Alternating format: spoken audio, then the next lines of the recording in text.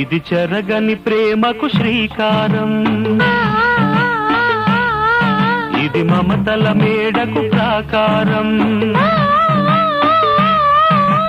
పండిన కలలకు శ్రీరస్తు, పసుపు కుంకుమకు శుభమస్తు, కనివిని ఎరుగని అనురాగానికి కలకాలం వైభోగమస్తు, కలకాలం వైభోగమస్తు.